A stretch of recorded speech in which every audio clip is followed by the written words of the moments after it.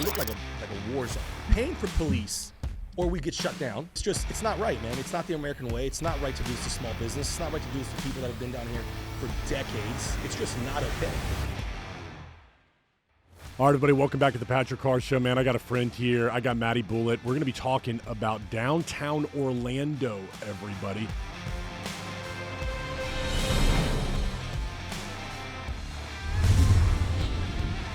We're here today to talk about downtown.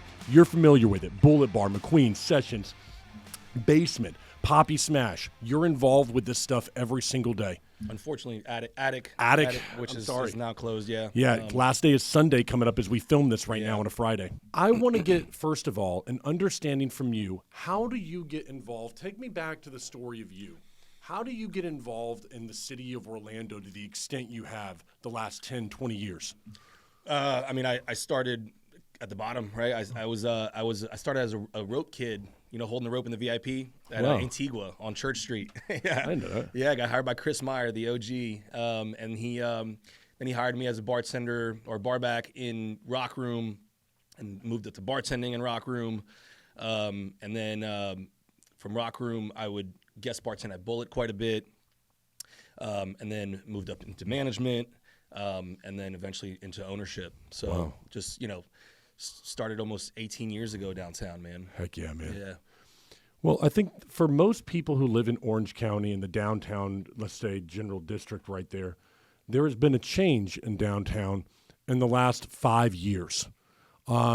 Take me back to where things were post-COVID and give me a little bit of an idea how we go from such a robust area at that time to maybe just kind of take me back to that time, what started to change around that post-COVID time.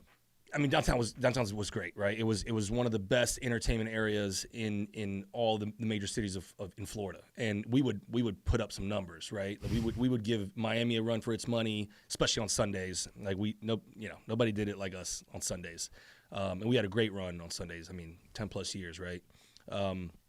But I would go to other major cities like Jacksonville and Miami, Tampa, and people would always say, "Man, downtown Orlando has a great downtown, right? It's that great scene.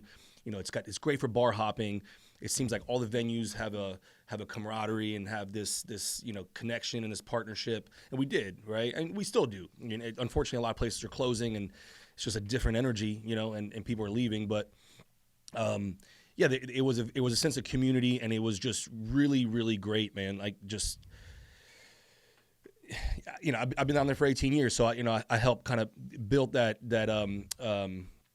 sense of community and those relationships and that tradition, that culture, and it was just so much fun, man. And I think all of our patrons that now aren't coming downtown anymore can attest to that, right? Like they love downtown, man. I mean, I've made so many amazing relationships, you and I, and it hurts to kind of see it where it's at now. But downtown was amazing, man, and we still have faith in downtown. We're not leaving. We're here. We hope it gets turned around, and hopefully with some new leadership, things change. But that's kind of where we're at right now, So I remember, man, and I think so many people can attest to this. There was a time not too long ago that we remember you could walk downtown on a Sunday afternoon around 1 o'clock. You could make your way around, and everybody was friendly. I just remember, like, going from place to place. You dap people up. It was a good vibe. It was good times. Man, I mean, it was just – there was something about it that was special. You're right. You'd walk through the streets and you'd dap people up. Yeah. I mean, throughout, if you're going from, it's called Pine Street to Washington, let's say you're going from Elixir to Bullitt or something. Yeah. I mean, you'd run into 10, 20 people that right? Yes. And you just don't have that anymore. It's sad. But yeah, it was – I love downtown. And like I said, I would go to Tampa. I would go to Miami. I would go to other major cities. Even when we travel up to New York or Cali or anything like that, I would never feel the same feeling that we had going downtown Orlando, right? And obviously my experience is a little different than most, is because I obviously we own the venues and I know a lot of people, but it just had a great feeling. It was just great, man. It was a great atmosphere, great energy, and the people that have experienced it in its height and not too long ago, 2-3 years. You know what I mean? attest to that. They Yes. they miss downtown. Our patrons missed the old downtown. And they're trying to find that same feeling, that same energy now in the outskirts, and that's why Mills is booming, and UCF area is doing much better, and people are going to iDrive. I mean, to think that like the downtown community, the downtown patrons are now going to iDrive is funny, because that's always been tourists. It's people that come from England, and you walk down iDrive and it's a lot of English people. It's a lot of tourists. It's not your locals, Nope. And yeah, people are just being driven out of the downtown entertainment area. You're right. You go down there, there's no sense of culture or community when you go down to an iDrive. I've got the statistic here because we're talking about not too long ago. We're talking 2022, 2021, around that time. Yeah. Last 18 months, this is not going to come as a surprise to you, but it will be to some of our viewers. At least a dozen named bars, clubs, and restaurants have shut down, and that's just from December 24th. That's the last 18 months. Some of the high-end names that we all know, Attic is closing just around the corner. Tangeray's, which had been there for God knows how long, okay? 15-plus years, something like that, yeah. They have no official numbers that we're able to find, but I think that anybody could take a guess that it's dozens in the last couple of years. Poorhouse, Dapper Duck, Finn Henry's, Dapper, Attic. I mean, the list goes on. Tangeray's, right? It goes Ember, on and on. Chillers, Irish Shannon's. Everything on Orange or everything on Church is closed. You know, High Tea, One Up, Broken String, Soko, Hammered Lamb. I mean, like the list. Swigs just closed. Swigs, on a random Sunday. I didn't even know it was going to happen, to tell you the truth, for myself. Yeah. My question for you is, I don't think anyone can deny there's been a change. So how do we go from this vibrant place just a couple of years ago to where we're at today? How does it start? When did it start? Talk to me about it. Coming out of COVID, it was great, right? Coming out of COVID, people were ready to go out. They're ready to party, and we saw a huge spike in people coming out, right? Because they were cooped up, and it is what it is. The city started enforcing more and more restrictions to the venues, which snowballed into this AMS package permit, which is after midnight sales. After midnight sales is what AMS stands for. After midnight sales. Okay, so if I'm sorry. When did this did this come out of nowhere? Was there like a shooting? Like, when did this happen, Matty? Because I think a lot of people are not familiar. How does this? Where does this come from? It was a weird initiative, right? Okay. It was this. Oh, we got to curb the violence that's starting downtown and this and that. And they try to pin, bad acts and people that are just coming in any major cities, in any major downtowns, to commit crime or to just do something bad, right? And that just happens in everywhere you go, right? It happens in malls, schools, it happens everywhere, right? Yep. And they tried to say that this was a nightclub issue. So they said, we're going to restrict the nightclubs with this AMS permit, which inside of it, you guys have to buy all these weapon detections. You have to get ID scanners and wands and all that. And we're like, guys, we ID, right? We pat down. Some venues use wands. Some venues just rather do a pat down, right? So we already take these actions, right? And guns and this violence wasn't happening inside the club. It always happened in the streets, right? So we're like, look, you guys want us to enforce our venues more? Sure, we'll do it. But then they started implementing us or forcing us to pay for police. And I don't want to get kind of too ahead of it because to your question in terms of kind of what started the spiral of downtown. But and we'll get into the AMS stuff and the police stuff in a second. But just to kind of fast forward a bit, we had this insane police presence downtown where it looked like a war zone, right? And that was a huge deterrent to customers. You see police cars blocking the streets. I mean, look, OPD has a tough job, and I don't want to sit here and sound like I'm bashing OPD because they have a tough job to do, and it comes from a higher leadership, right? And these police officers that are risking their lives on the streets are doing what they're told, right? Like they are.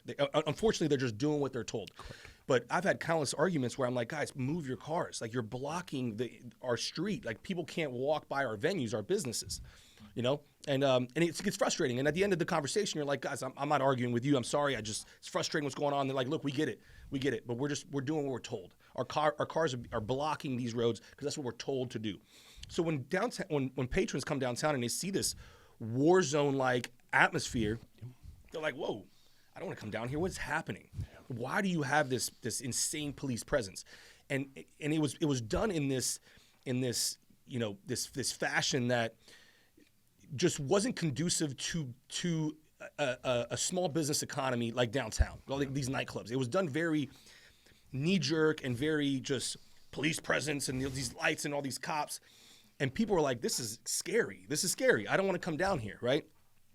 And then you just had the people that were coming downtown were just these people that weren't there to patronize, that weren't there to just have a good time. They're there to start violence, they're to fight, they're to be a problem, right?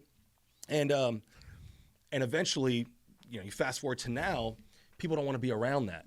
You know what I mean? Like right. Patrons, the downtown patrons don't want to be around that. They don't want to be around this gangster hooligan crowd because that's what it is. Unfortunately, that's just what it is. And you've seen the Meanwhile in Florida guy, the guy that walks around with the meta glasses, and it's just a rough crowd, man. It's a rough crowd, and the numbers don't lie, right? The fights are up, the crime is up, the amount of guns they're pulling out of cars and out of parking garages, right? None of these guns are getting pulled out of nightclubs, by the way. Mm-hmm. They're all getting pulled out of these parking garages. So it's created this bad culture that's now what downtown is, and that's been the downfall. It started with these restrictions on the nightclubs and showing the public that the nightclubs are the issue. The nightclubs are the issue. The nightclubs are the issue. Look at all these cops downtown. Look at all these cops. Look at all these cop cars, and look at all this war zone like activity. And then people, our patrons, you and everybody else that used to come downtown, were like, whoa, I don't want to deal with that. I don't want to go downtown with that, right? Yeah. But unfortunately, the bad crowds were just like, whatever, I'll still be down there. I'm hanging out in the streets. Cops ain't messing with me in the streets. And now it's this loitering street party atmosphere where you see hundreds of people in the street, but you walk into a bar and it's just like, where is everybody? Yeah. Right? Because now all the patrons of that bar have now moved to Mills or have now moved to iDrive or something else. So now you just got this street gangster hooligan crowd that are just roaming the streets wild. You know what I mean? Mm-hmm. And it's scary, man. It's scary. You have a very unique perspective. You know a lot of the people that are behind the scenes that run, own, and operate these bars, right? Right. And these nightclubs and all the great stuff that's down there to make it a vibrant life. Take me behind the curtain a little bit, Matty, okay? You all get together and you talk, right? Right. And as things start to change here with AMS being introduced, and now we're rolling to 23, 24. I remember during that time there was a shooting, I believe, or a stabbing outside of a place on, I think it was close to Orange Ave at that time. But take me behind the scenes as things are starting to change. What are these bar owners and club owners, what are you guys talking about and ladies talking about at this time as you're seeing this shift in Orlando? We're scratching our heads because we're attending. We've been fighting this fight, right, of the decline of downtown for years, right? This is nothing new, and some people are kind of new to the story and but it's nothing new. We've been fighting this for years. And the scratching our head part is that we go to these OPD meetings and we constantly are begging the chief and the lieutenants and everybody else we talk to, please clean up these streets. Get rid of the loitering. Enforce the youth protection ordinance that's in place. And when we bring that up, they say, well, what do we do? What do we do when we arrest a bunch of these teens and we bring them to downtown cells and then their parents don't come pick them up? We just have to go release them. I don't know. You figure it out. Like it's a that's problem. Your excuse. Your excuse is you don't know what to do with the youth that is invading downtown, that are causing fights, problems. The shooting on Halloween, 17-year-old kids. That's right. The shooting that really was the downfall of downtown. After that chaos, which, by the way,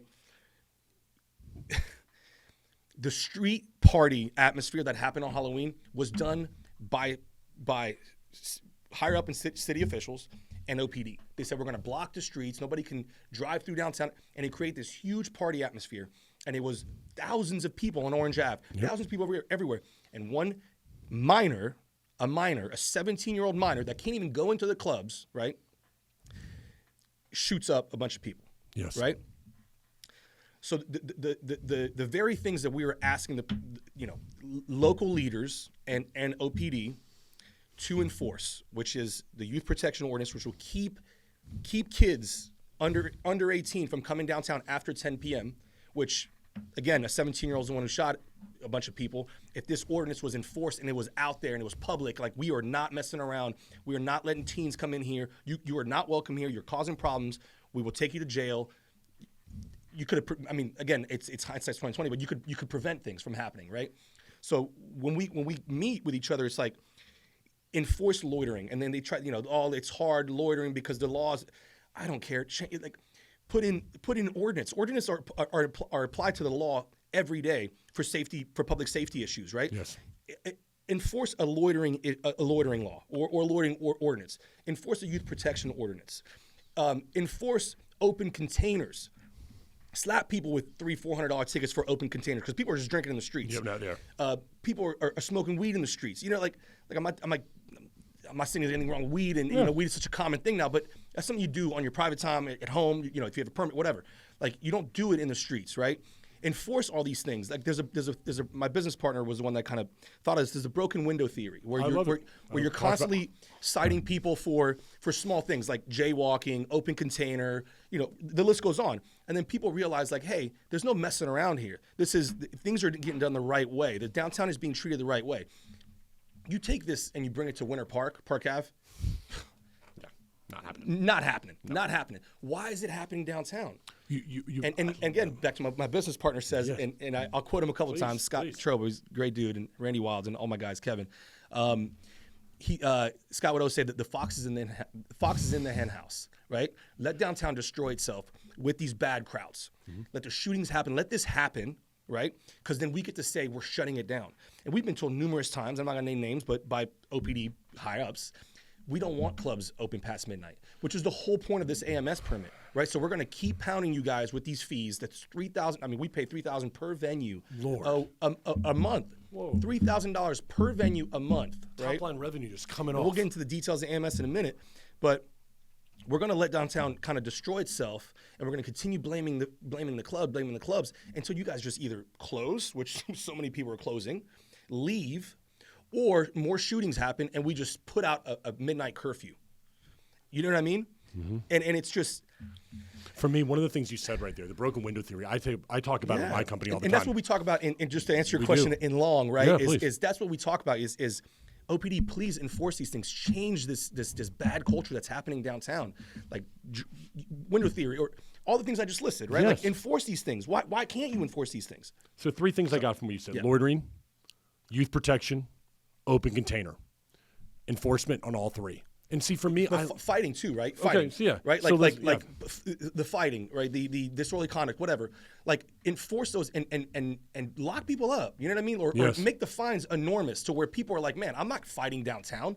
They're slapping you with a $10,000 fine or whatever it is. Like, they have city and OPD have lawyers out the years, right? Correct. Like, sit down and look at what's happening downtown and say, we need to stop this. We need to stop the violence. We need to stop the crime. They're pulling guns out of cars in these parking garages in the street, left and right. Give out jail sentences to people that shouldn't have guns, because a lot of these are felons, right? Or people that shouldn't have guns, right? So, like, slap people with actual time, and like enough time goes by that people are like, I'm not going downtown. I don't want to go to jail. If I get into a fight, I'm getting arrested. I'm getting slapped with whatever. Like, get creative. Make people understand that this is a no BS zone, right? Just like you have in Park Ave or in other places, right? Well, when I've talked about this with people before, and you've probably heard the same thing. Well, then what's going to happen if we start enforcing it? Because then we got to put people somewhere. And I'd always say the same thing I think you would in this case. Yes, you know what? There's going to be an influx in the beginning of people that have to be in jail or that have to pay fines. But then what's going to happen is that it's going to send a message. And then people are going to go, it ain't worth it to me anymore. But that's not a reason to not stop crime, right? You don't say, I'm not going to arrest these underage minors that keep coming downtown and keep causing problems, that shoot. I mean, a 17-year-old killed multiple people. If I was the parent of that boy that went to UCF, he's a freshman, in UCF, if I was his father and I knew that there was a youth protection ordinance out there that would have kept a minor from coming downtown and a minor killed my son, I have a 7-year-old. You know, I'm obsessed with being a father. You know, so like when things are in place to stop crime from happening, and I'm sorry, the response we get is, oh, where do we put them? It's not. It's your job to figure it out. You do that. Our tax-paying dollars pay for this to be figured out. Like it's on you guys to figure this out. You know what I mean? Not us. We're asking for you guys to just uphold the law. Absolutely. Right? And all the things I just listed are valid things, man. Like it's not. I'm just not making it up. It's just the law. It's a letter of the law. I don't think any of this is rocket science. Nothing's putting heavy objects on the moon here and I want to focus on one because this is something very recent that I've noticed. People who come downtown right now, you mentioned it. You walk into these bars, and some of them have people, some are otherwise empty. You walk out onto the streets, and here's the atmosphere I get in my head, Matt. I see flashing lights, number one, and I don't care who you are. You see the red and blues, something happens. You lose that. I'm just kind of relaxed and having a good time to where I'm on high alert right now. Yeah. Second to that is this loitering thing is a problem because there are people just standing there. And when I look at someone like that, I look and go, what are you doing? What are you up to, right? And now for me personally, I'm on high alert at that time, right? Now I've gone from having some fun inside, me and the buddies, to I'm looking and on high alert. It doesn't make it a conducive place to go and just be able to relax and be not at all, man. Just enjoy yourself. Not at all, man. And I think about the loitering side of the person standing there in the middle of the street, buddy. I don't think it's tough to see that person's loitering and tell them to keep on moving. Right. To me, that's not a tough problem to solve. It's not, man. And they'll give you 10 different reasons why the lawyer will tell you, well, if they're within, or if they're stagnant, or if they're not moving. Look, enough, dude. Enough with the BS. You know, like if somebody's just sitting there with a Solo cup, another thing they told us is they can't give open containers unless they're holding a branded bottle, or like it has to say whiskey, or it has to say Jim Beam or Bush or whatever. It has to be branded as an alcohol beverage, or they can't be like, hey, what's in your cup? Like they'll give you all this BS, right, through and through. And the loitering is the same thing. Is they tell you, it's hard to determine if they're loitering or if they're just standing there, this and that. It's like just take a bird's eye view and just see the amount of stagnant people. They're all loitering. They're all loitering, right? They're all loitering. And back to your point, like again, it's a deterrent for people to come downtown. Yes. Because I used to go to my fiance, and my fiance now, but she was my girlfriend. We used to go downtown all the time. And we'd go to Crest, and then we'd walk through downtown. We'd go to my venues. We'd go visit other people. And now, like, I don't want to do that because I don't want to walk through a crowd that's going to catcall my girl or that's going to possibly touch her or whatever. And then what do? I have to stand up for my lady, right? And then what? Get swarmed by 5 guys, get jumped. Like that whole BS.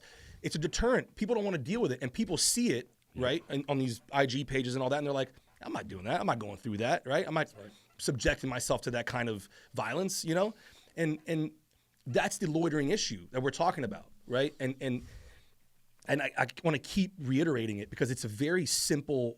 There's a very simple way of fixing things. Yeah. Is enforce all those things. Enforce the law. Enforce the law. Enforce loitering. Get people out of here. Really smack people with big fines or jail time that are committing crimes downtown, and show people that we're not messing around down here. Do you feel like there's a plan that is in place right now? What are you all thinking that it is? My business partner, Scott, he thinks there's a ticker somewhere in the city, and when the club level, let's say there's 100 clubs downtown, when it gets down to 50, 30, whatever, that's when they pull back, pull AMS away, and change their approach, how they're moving, right, and their approach, right. He thinks there's a ticker, and when the clubs get down to a certain amount, that's when. And look, you have West Court. That was supposed. I mean, it's delayed now, but it seems like there's it doesn't seem. It's just obvious. It's obvious, right? That there's a bigger. There's another vision. I don't want to say bigger because downtown was phenomenal. It was phenomenal. It had amazing people, great relationships. It just was. It was amazing. Yes. But it seems like there's a different vision for downtown, right? And a lot of people say, we need to be more, and you look at the comments, we need to be more family friendly and we need restaurants. Yes, you do. But there's nothing wrong with having an entertainment district and having nightclubs, right? Now, if you want to limit how many nightclubs come downtown, fine, and they did that. Like, you can't open a new nightclub, right? That's okay too. We're okay with that. But don't choke the ones that are here out, right? Yes. You want to create a more vibrant, family-friendly downtown. First of all, family-friendly is during the day. The clubs are at night, right? Now, again, 9, 10, people stay out a little bit late with their kids sometimes. But you have Lake Eola, you have Thornton Park. You have those outskirts that will be conducive to family-friendly. And I have a 7-year-old. I do a lot of things, with my family, right? Okay. But there's also a place for adults, and that's what downtown entertainment areas. So don't give me that excuse of, we need more family-friendly. Sure you do, but you don't have to choke out the businesses, the small businesses that have been there for, I've been there for 2 decades, out of the place to also be family-friendly, right? And it seems like there's this new vision for downtown, and they're squeezing out the bars in a just horrendous way, and pointing out and telling to the public, the clubs are the issues for downtown. Well, guess what? The clubs are continuing to close, right? Yep. The clubs are continuing to close, and you still have an insane issue with downtown crime and this hooligan crowd that's just infecting downtown. Yeah. Right. So where's the problem at? Right. So how is that? How is the club still the problem? You know what exactly. I mean? I want to go back. Nothing's changing. It's getting worse. Yeah.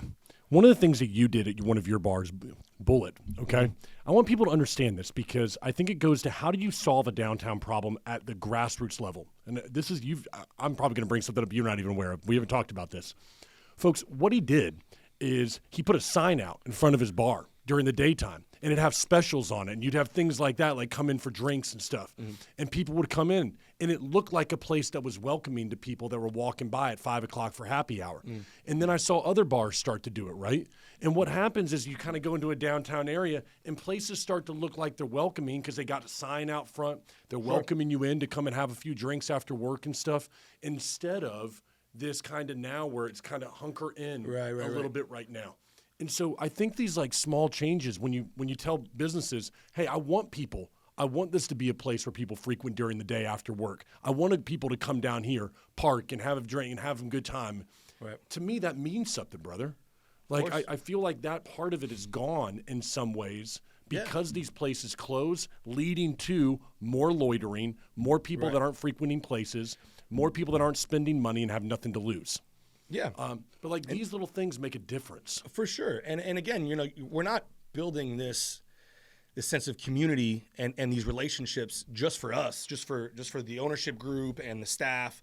It's all the patrons, right? Yeah, it's all the relationships that the patrons also make with each other, right? And this community and this huge family, right? And what's happened to downtown and the lack of leadership and what's happening is stripped that away from people. Right, and now these people are trying to find it in the outskirts, going to Mills and everywhere else.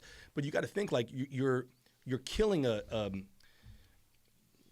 you're killing a community of people. Yes. It is a community of people, right? And you're killing that. You're killing that by not fixing the issues with what's happening downtown and this war zone kind of thing you're trying to put out there. And directly at the same time, not doing anything about any of the issues by letting people fight and everything else, right? So let's talk about the relationship as it stands today. Then, we got the announcement this week so it'll be last week, but it'll be next week when this airs. Okay, so we got the announcement about Attic, another bar. I've got to think, and I could be wrong, so correct me here. The relationship as it stands between a city council, the people, code enforcement, the police. I mean, is there some level of the people that behind the scenes just kind of going, man, enough? Like how much do you want me to do? How much more can I take, right, as a small business owner? Yes, 100%. And I definitely want to clear the air there or set the record straight. We have a lot of people that we work with in the downtown government, right? That are great people. Sherry Grimes has been a huge advocate for us. She's fantastic. She's always there to help us, right? Justin Eason, he's same thing, just great guy. we have we used to have countless relationship with a lot of the OPD guys, right? Because Yeah. there was a camaraderie between the bars and the cops, and we were there for the same reasons, right? For people to have fun, they were there to protect them, so we want the cops there to protect and to show people like they're there to make sure nothing's getting out of hand. And now it's become like this feud between bar and police officers, and that sucks because again they're just there doing their jobs, right? So there is people, and we've met with Chief Eric Smith and all those guys plenty of times, and where we thought we were building a relationship, and then it's just like, hey, this is still happening. Why is nothing changing? So now it is kind of like, what is like you're mad, Yeah, right? Like course. you're emotional Right. because we're closing venues now, right? Attic has been there for 16 years. You're closing places like Finn Henry's and Tanqueray's that have been there for years and years and years and years, right? So now it is anger because nothing is getting done. And it sucks because there are great people in the city, but it needs to go. I mean, commissioners need to step up, right? Commissioners need to step up. The mayor, I get it, you're on your way out, but there's no way no one is putting something in front of him and saying, look at what's happening downtown. Are you telling me that the mayor is completely just oblivious to what's happening downtown? No. So why is that not happening? And that sucks that, look, we all pay taxes and we're a lot of it, right? Sales tax, payroll tax, everything. You tax out the years. And how are the people that are taking that money not protecting the people giving them that money, right? Yeah. It's a crazy concept. So let me push. Let's just say I'm an average Orlando citizen. I don't frequent downtown. I guess I want to play not devil's advocate here, but I think there are people that go, I don't care if nightlife is here or not. That doesn't affect me. I think there are those people that are out there right now. My opinion about it is very simple. It doesn't affect you until it does. In other words, this is very broken window theory-ish right here. If you let the government come in and decide that they're not going to do anything or we're not going to fix problems at the root of it in downtown, and you live in Maitland, all right, if you don't think that, well, what happens in Maitland when that happens there, right, it spreads. And what I believe is that we have a center of a city in Orlando that right now is dying because of the policies and the lack of enforcement. And I believe that everybody in the surrounding area, even if you're in Seminole, Lake Mary, Maitland, Altamont, everyone should care about that. Of course. It's the heartbeat of where we're at in Central Florida. Well, again, it's back to community, right? Like, it's small business at the end of the day. It's small business owners, right? So you might not indulge in the entertainment areas, right? The nightclub areas, but it's still small business, right? There's still restaurants dying, right? Like there's still other things dying in downtown that's not just nightclubs because the economy has been sucked out of it. Yeah. And look, there's people. There's the argument that we pay out of our property tax for schools and all this stuff. And it's like, what if you don't have kids? What if you're a young professional? Like, well, I don't have kids, so why should my taxes be paying into schools? I'd rather pay into something else, right? So, but it's a community. Like I pay into schools that my son goes to private school. Like why am I paying into this public school? Because we're a community. We all put in to help as a community as a whole, right? So you should care because it is a community. Downtown is a community like any other community, right? And like any other areas that as a community, as a society, we help protect and we help be a part of in some way or another, whether you don't have kids or whether you don't go downtown, it is a sense of community and you should care about because we are a society and that's what we do and that's why we're an evolving society. So you can't just pick and point, oh, I don't use that, so I don't want to pay. That's not how it works. It's just not how it works, Okay, so I want to talk then about the solution side. I know you. Extremely intelligent. You're an entrepreneur. The people you work with are too. I've said for the last couple of years, and privately we've had these conversations, if you want to look at people that know how to evolve in business, look downtown. Okay, these guys you've had to deal with, and you keep on finding a way to make it work, right? What are you all doing behind the scenes right now? So let us in a little bit into what you've been doing to say, okay, I can't do this, that's cut off from me. Now you got to find another way. And I mean, not illegal. I'm talking about like, how are you fighting against this? Is it specials? Is it better advertising and marketing? Is it the people you bring in, the experience you're giving to patrons? What are you doing to say, I ain't letting this happen to me? Unfortunately, we've been doing that for the past You've been 2-3 years, right? We've been fighting that fight for the past 2-3 years, and at some point, you run out of options, right? And I mean, we've done everything under the sun, man. Again, like our venues used to be walk-up traffic, right? It would just be relationship-based. And obviously you do certain nights and Latin nights and all that, those kind of things to cater to different demographics. But at some point, when you don't have the walk-up traffic that you usually have in a downtown entertainment area, you can't program enough, right? You just can't program enough things at least for me, everybody has a specific, are different, their business model is different, but at least for me, when we have 6 venues, you can't program 6 venues 7 days a week. There isn't enough. And quite frankly, a lot of promoters and groups now don't want to work downtown because of what's happening, right? So it really, we're come to a point where it doesn't matter what you do, these specials, the certain promoters, the certain nights, it just doesn't work. And now you have some places that are a little more fortunate, like the guys over at Wall Street. They have an entire block that they can do big shows, and a big show might generate a ton of revenue that might keep them afloat for a little while.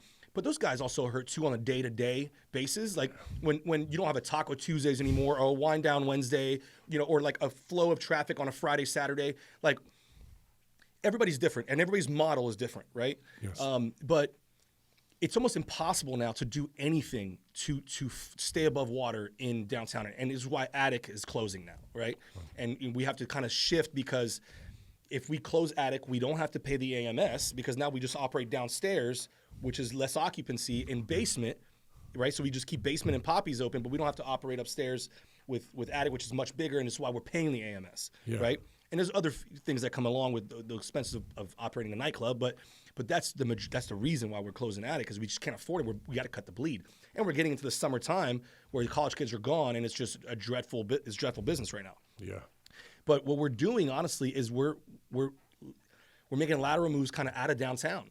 And we're obviously keeping our, we saw Bullitt, McQueen's, Basement, Poppy's sessions, but we also have to think, bigger picture, and if things don't turn around, we have to position ourselves to still make money, right, and to still run a business. So unfortunately, we have made some pivots out of downtown, and it's not what we want to do, and we're still going to fight the fight downtown, and hopefully it turns around, and we're hoping that with new leadership, or that the current leadership actually does something and see, there's no way they haven't seen it, but that there's enough noise being made that people demand the leadership to change and do something, Yes. So to answer your question, you can't do enough anymore. You just can't, you can't. And we try every day, and things like this and raising awareness is very important. And, we don't, again, we've been talking about this for 2-3 years, and at some point it feels like a broken record, but it's just like, what else are we going to do? Like, something has to give. Something has to give. It's just not fair to anybody, the business owners and the patrons and the employees and the 1099s and, the security companies and bartenders, everybody. Like, it's an economy, right? Of course it is. Everybody suffers. So the one I wrote this down right now. The things that come to my mind when I think about the average person who may not frequent maybe a downtown entertainment district, think about it from an economic standpoint of the rent downtown. A lot of people who would move there are your 25 to 35-year-olds who can afford to rent a one-bedroom for a couple $1,000s a month. And what we're finding right now, when I looked at the numbers, was that right now they're having occupancy issues in these apartment and condominium complexes with rent. Because what happened is we had them artificially raised at 27 to 28 on the low end for a one-bedroom. Mm-hmm. And if you're a 27-year-old and you're like, you know what, I'm making I'm doing well for myself, okay, I'm willing to go pay that because I want to be a part of an environment where I can have people around me.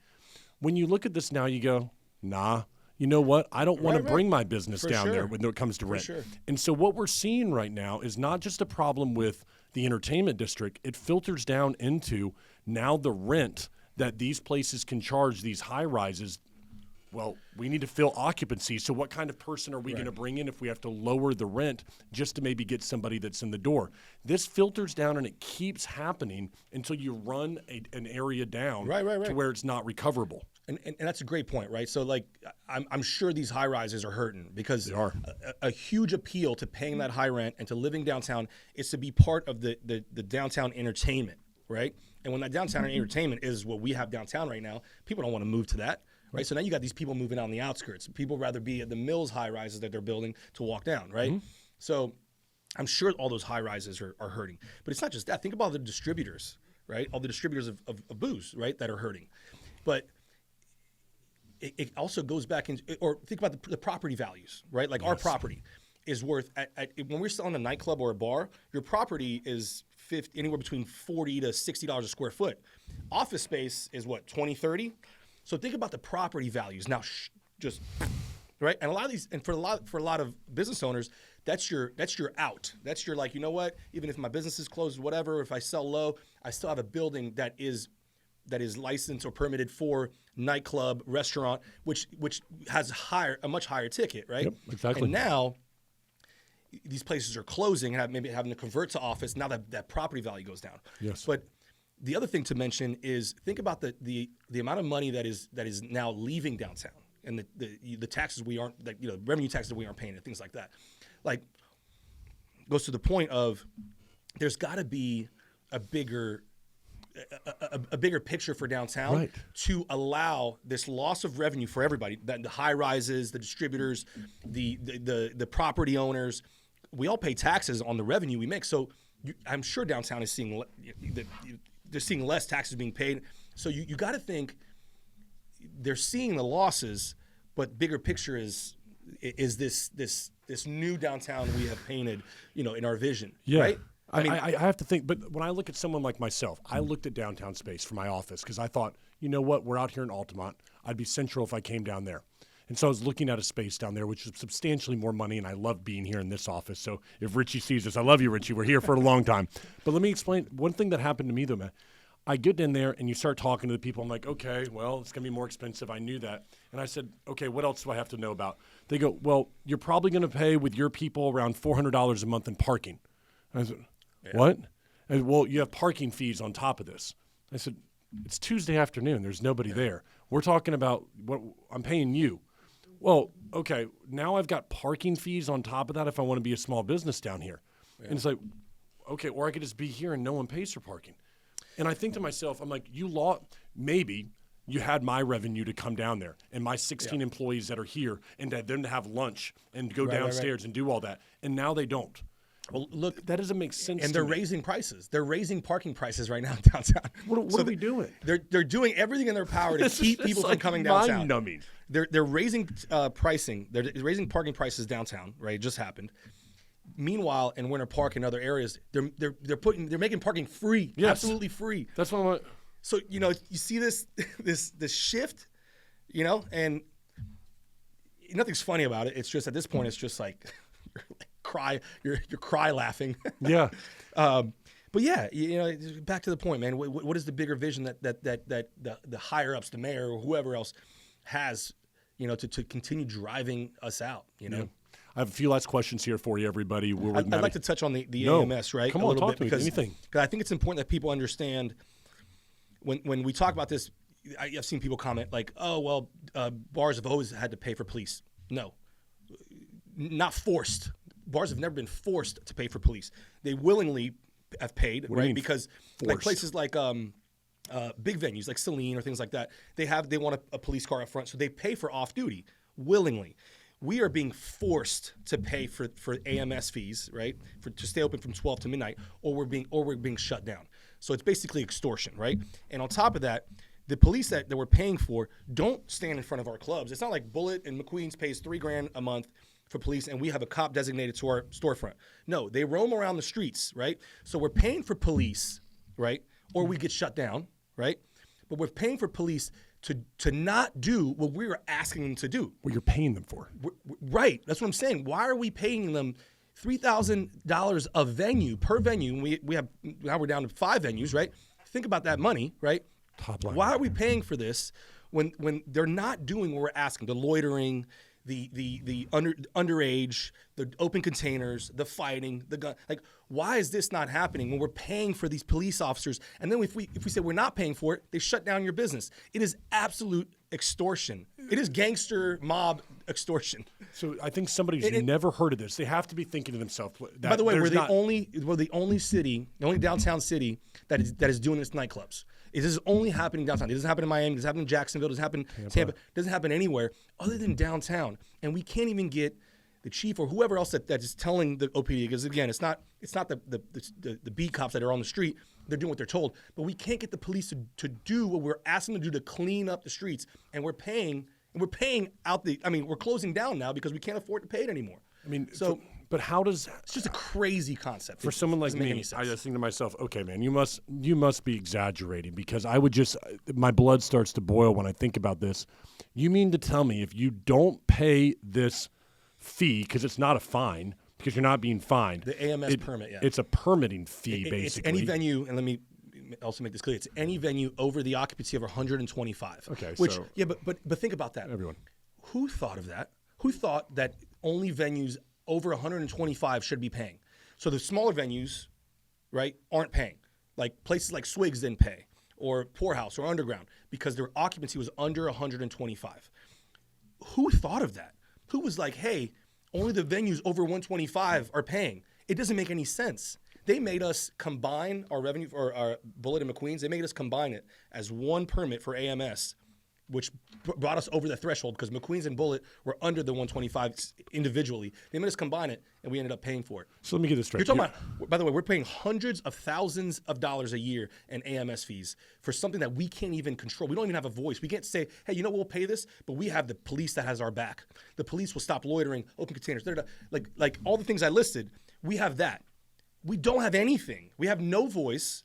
We go to these OPD meetings. We repeat ourselves so we're blue in the face. We have 50, 100 downtown bar owners saying the same thing, and we're paying into this with no control over anything. It's extortion at its finest, and that's why everybody's closing. Like for a business owner like me, I just think this is insane. It's insane. The fact that you're paying for your bar to have this permitted AMS. By the way, we pay for police in our taxes, right? Like we all pay Right. for police, so we're paying on in addition to. Great. Yeah. So again, I might even be able to wrap my head around it if then you said, hey, we paid for it. This guy is ours. You're our guy. Hey, you know what? We love Jim. We'd love for him to be our guy every weekend because he gets our people. He gives her a good environment, but he keeps us safe. Jim's our guy here at Bullitt. Mm-hmm. But you don't even get the guy. And then you're paying for that guy to basically be a roamer, if you want to look at it that way. And the things that you're roaming for, like loitering, Youth Protection Act enforcement, open container enforcement, disorderly conduct enforcement, aren't actually being enforced. Correct. The frustration I feel, I'm like this, and I'm not even you. It's just not. It's not the American way, right? No. It's just not. It's just not the American way. You know, we all pay taxes, right? We pay for OPD. And there was this theory like, hey, if downtown is going to crush businesses and all that money is going to leave downtown and all of our taxes, because we pay like as much money as we make, the more taxes we pay. So if that money doesn't go back to to local government, there's money that we pay after our revenue comes in and we pay taxes on it. Maybe the money that we're paying in OPD is how they're supplementing that money coming in. Because you think about it, if we're paying hundreds of thousands of dollars a year, just us, think about the millions of dollars going into the city from this AMS permit. Yeah. Think about that. But again, and Eric Fuller, the Celine owner, like Eric, yeah, great but nice guy, but nice guy. We've all been saying this till we're blue in the face, not just him, but it needs to be investigated. Like somebody needs to investigate what is happening downtown, because it just doesn't make any sense. It just doesn't. It just doesn't make any sense. Have you seen the takeovers that happen with like the youth, and they just happen at Icon Park? It's happening. Yeah, it happened at Icon Park. We covered it. It's happening all over the place. Daytona, it happens all over the place, right? And it's this violence, and they're jumping on cars, and they're hitting people, and it's just this chaos, right? That is how I represent. That is what's happening downtown, almost on a nightly basis. Yeah. Right. And I hate to say it, it's just the truth. And there's been times where I get a text from a manager saying, oh, there might have been a shooting. And then it's like, no, false alarm. They just all started running in one direction or something. And it's just like, wow, the emotion. What is happening? What is happening down here? And again, back to the foxes in the hen house. Let it destroy itself. Wow. And then we rebuild. I'm really happy you brought that up. Some other things I know you wanted to talk about. So I know you wanted to talk about the taxes leaving downtown. We talked about that. Small businesses, it's not just you. It's not just entertainment, all right? If me and you took a drive through downtown right now, you go down the streets right now, I don't have people that are walking down from the Morgan & Morgan building that are walking over and having themselves lunch and enjoying a few drinks at 2 to 3 o'clock, maybe an early Friday or something. Yeah. I don't see that like I used to. And I think that many people just think it's the entertainment district. But it really is more than that, in my opinion. It's just like, it's a beautiful day out, man. I would love, I might want to leave work a little early, go down, but then I go, But think about it. Look at the poorhouses, the undergrounds, all those places that have closed. They all did lunch. Yeah. Right? There's plenty of places, there's new places opening, right? Yeah. But that's also, there's an insane amount of grants for restaurants, by the way. So the city is giving restaurants grants to open. In the meantime, they're taxing the clubs and ripping money away from us, right? But which again, the bigger agenda, but definitely, like, I'm downtown more during the day because my office is down there, right? And I'm older, I have a son, I have a fiance, so I don't really go out as much, but I also see the decline in day traffic and the, like you're saying, like, I want to go have a beer at lunch, or everything is just dying out, man. And I can go on for hours. I know we've been talking for a while, and it's not just the nightlife, man. It definitely is the day to day. You don't see the same amount of people walking through Lake Eola. You don't see the same energy, not just at night, just during the day as well, man. It's not just bars closing. There's restaurants closing, and the offices, new ones popping up because of these grants. But people are closing, and it's not just nightclubs. Office buildings empty. Yes. You know what I mean? Like, I know that. Empty. Yeah, man. Again, that's why it needs to be investigated, because it's bigger than what we think, or maybe it's exactly what we think. Yeah. But it's not right, man. It's not the American way. It's not right to do this to small business. It's not right to do this to people that have been down here for decades, right? It's just not okay. It's not the American way. I could have said it better myself. I know there were some other things you wanted to touch on. If there's nothing else, I've got a couple last questions for you. But is there anything else that you wanted to touch on right there? There's so many things, but no, I think we've touched most of them. I'll let you. Yeah, man. Yeah, go ahead. Do we get it back is what I want to know. Great question. I want to talk, because we've talked about how it happened. We've talked about when it happened. I want to turn just to the future right here, right? Do we get it back there in downtown, or do we start to get this back in places that are fractionalized around downtown, like Mills, Winter Park, other areas that might build themselves up around downtown as people leave those venues? Maybe those are things that you're thinking about. What is your prediction? Look, the places like Mills and all that, they're great, right? I'm Different. Not knocking them at all. It's not downtown, because downtown is just, every city has it. Those places are great, and unfortunately for downtown, they might start building that new tradition of, like, now that's the new entertainment area, right? Mm-hmm. And it seems like that's what downtown is trying to, or the downtown officials are trying to do, is push everybody out to let those be the entertainment areas. But just like anything else, they'll start getting problems too. You know what I mean? Which is why systematically things need to change, right? Because if not, Mills will experience the same thing we're experiencing. Because if you close everything downtown, guess what? People find somewhere else to loiter and somewhere else to cause fights and cause problems, and they'll start happening in those outskirt areas. So prediction is hard. I hope that something happens right away, right? That's what I pray for every night, is like change right away, right? I'm hopeful that with new leadership, things change, right? But again, downtown is a small part of Orlando, right? So whoever comes into the new mayor role isn't going to be like, oh, I'm going into downtown right away. You might if you get elected, but they have an entire city to look after, right? So hopefully with new leadership things change, and hopefully the commissioners and other leaders really pay attention to downtown, because I think it's one of the places in Orlando that is hurting the most. And yeah, I do think that some of these outskirt places are really gonna benefit from what's happening downtown, and that's great for them. I hope it does.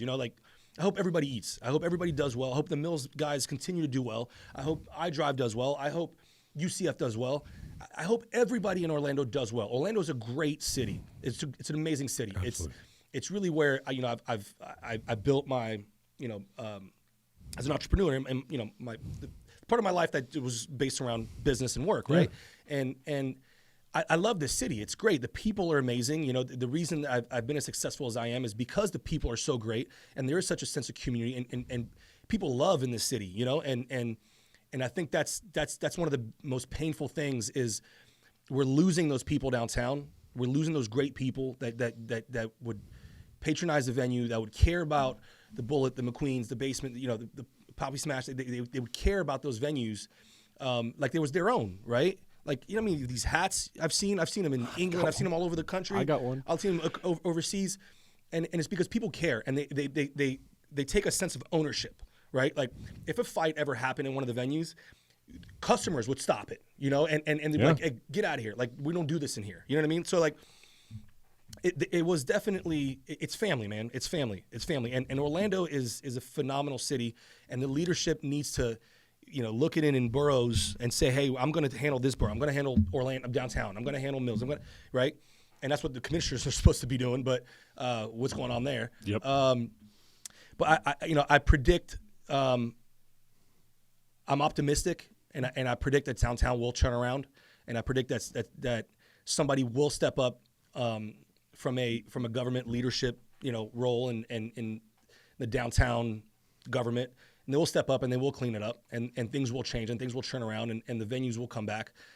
That's what I'm optimistically predicting. Okay, I had one final question I have to ask you because I had it on here, okay? I think that sometimes there's a misconception about bar owners, all right? You know, and I'd like you to expand this if you could, because I think anybody who listens to this, and we'll cut this up into shorts, is going to realize you're well-spoken, you're an entrepreneur, family guy, father, you know what, and I think there might be for somebody who's never been to these places or rarely goes to the entertainment district, they think about, I don't know, Miami bar owner, not giving a crap, you know, but I've always found the people like you that I have met who are running a small business downtown genuinely give a crap about not only the city, but the people that walk into your establishment and doing things the right way. I'd like you to speak about to your friends, people like Eric we just talked about. Who are these people? Because they're not just people who just sit there and go, man, I just want to drink all day in a bar. You're legitimately trying to run a small business downtown, and talk to those people who've never had a chance to meet you. Yeah. I mean, look, not only me, man. I mean, Eric Fuller, you know, he's an entrepreneur. He owns places in Jacksonville, all over the place, right? So many amazing young professionals and people that care about the community are bar owners, right? I mean, my business partner, he founded Orange County Share Foundation, right? And he has dumped hundreds of thousands of dollars. I mean, he started the OPD, right? The OPD fund. I'm butchering that name, but there's a foundation that you know that pays into the OPD, and huge philanthropist. You know what I mean? He started Athletes Connections, right? Which helps underprivileged youth through sports and learn fundamental education, like opening up a checking account and things like that, right? Social skills, things like that. That you don't get taught in school, and help these kids get into college through sports.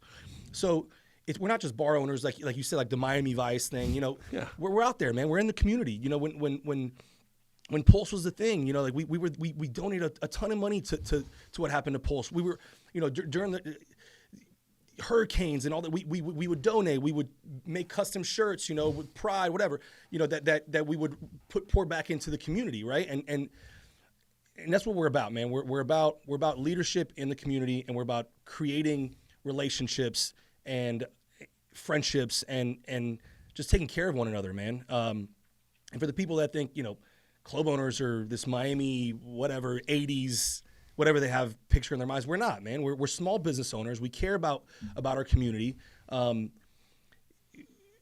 So many do so much good, man. So many do so much good, and we're here to stay. We're here to stay. You know, we're here to raise a family. I have a baby girl on the way due in November. We're here to raise families. We're here to be part of the community. We're here to raise awareness that, you know, it's not okay to treat small business owners this way, and just to be part of the community, man, and be part of what makes this society so great. His name is Matty Bullitt, everybody. I think you can see why the guy is one of the good ones around here. Thanks very much for coming by and joining me today, Absolutely, buddy. brother. I appreciate it, bro. Cheers. Love it, man. Cheers.